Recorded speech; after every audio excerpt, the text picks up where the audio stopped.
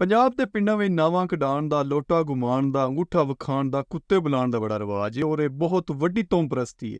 ਅੱਜ ਮੈਂ ਇੱਕ ਵਾਕਿਆ ਸ਼ੇਅਰ ਕਰਦਾ ਜਿਹਦੇ ਵਿੱਚ ਤੁਸੀਂ ਵੇਖੋਗੇ ਕਿ ਕਿੰਨਾ ਵੱਡਾ ਫਰਾਡ ਹੈ ਸਭ ਕੁਝ। ਸਾਡੇ ਪਿੰਡ ਇੱਕ ਮੌਲਵੀ ਸਾਹਿਬ ਦੇ ਘਰ ਖਜੂਰ ਲੱਗੀ ਆਈ, ਉਹਦੇ ਤੇ ਡੋਕੇ ਲੱਗ ਗਏ। ਖਜੂਰ ਉਹਨਾਂ ਦੀ ਇੰਜ ਆਈ ਕਿ ਜਿਹੜੀ ਦੀਵਾਰ ਉਹਨਾਂ ਦੀ ਮੇਨ ਗਲੀ ਆਈ ਸਾਈਡ ਤੇ ਉਹਦੇ ਤੇ ਖਲੋ ਕੇ ਆਰਾਮ ਨਾਲ ਉਹ ਡੋਕੇ ਲਾਏ ਜਾ ਸਕਦੇ ਆ।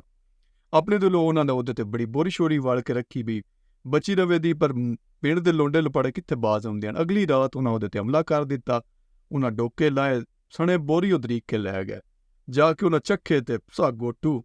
ਖੈਰ ਜੀ, ਅਗਲੇ ਦਿਨ ਪਿੰਡ ਵਿੱਚ ਰੌਲਾ ਪੈ ਗਿਆ ਕਿ ਮੌਲਵੀ ਸਾਹਿਬ ਦੇ ਡੋਕੇ ਕਿਸੇ ਲਾ ਲੈਣ। ਮੌਲਵੀ ਸਾਹਿਬ ਬਣਾ ਜਨਾਬ ਉਹ ਮਦਈ ਪਾਰਟੀ ਜਿਹੜੀ ਸੀ ਉਹਨੇ ਇੱਕ ਮੁਸਲਿਮ ਸ਼ੇਖ ਤੇ ਇਲਜ਼ਾਮ ਲਾ ਦਿੱਤਾ ਕਿ ਸਨ ਇਹਦੇ ਤੇ ਸ਼ੱਕ ਇਸ ਲਾਇਕ।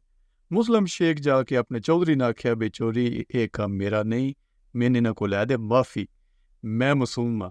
ਚੌਧਰੀ ਉਹਨਾਂ ਨੂੰ ਤਸੱਲੀ ਕਰਾਈ ਵੀ ਬੰਦਾ ਜਿਹੜਾ ਨਾ ਉਹ ਠੀਕ ਹੈ। ਉਸ ਨੇ ਤਸੱਲੀ ਕਰਾ ਦਿੱਤੀ ਹੈ, ਇਹਦਾ ਮਤਲਬ ਹੈ ਕਿ ਉਹ ਬੰਦਾ ਗੁਨਾਹਗਾਰ ਨਹੀਂ ਹੈ, ਤੁਸੀਂ ਕੋਈ ਆਪਣਾ ਬੰਦਾ ਲੱਭੋ। ਉਹਨਾਂ ਕਿਹਾ ਚਲੋ ਠੀਕ ਹੈ, ਅਸੀਂ ਨਾਵਾਂ ਕਢਾ ਲੈਂਦੇ ਹਾਂ।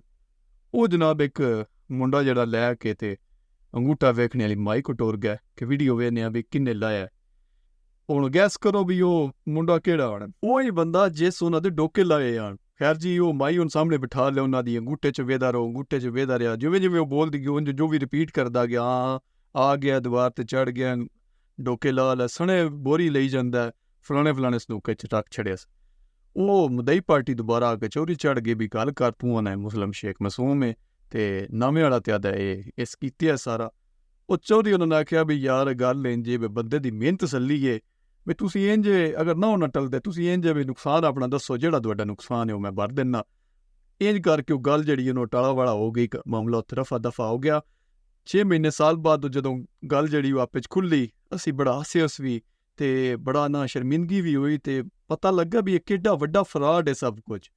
ਖੈਰ ਜੀ, ਇਸ ਤੋਂ ਬਾਅਦ ਇੱਕ ਵਾਕਿਆ ਮੇਰੀ ਜ਼ਿੰਦਗੀ 'ਚ ਵੀ ਹੋਇਆ। ਮੇਰਾ ਕਿਵੇਂ ਇਹਨਾਂ ਅੰਗੂਠਾ ਵੇਖਣੇ ਵਾਲਿਆਂ ਨਾਲ ਵਾਹ ਪਿਆ ਔਰ ਮੈਂ ਇਹਨਾਂ ਤੋਂ ਕੀ ਸਿੱਖਿਆ ਔਰ ਕਿਵੇਂ ਫਰਾਡ ਕਰਦੇ ਨੇ, ਇਹ ਕੱਲ੍ਹ ਵਾਲੀ ਵੀਡੀਓ ਮੈਂ ਦੱਸਾਂ ਦਾ।